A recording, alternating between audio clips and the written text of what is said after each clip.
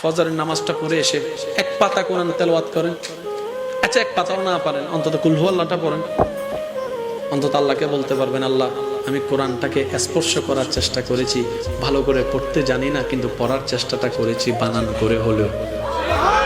আর মনে রাখবেন, যেই ছাত্র চেষ্টা করে টিচার কখনো তাকে আঘাত করে না, বরং তার উপর আরো খুশি হয় যে আমার ছাত্র না পারলেও অন্তত কি করেছে, চেষ্টা করেছে। আল্লাহ পাক আমাদের সবাইকে চেষ্টাকারী বান্দা বানার তৌফিক দান করুন।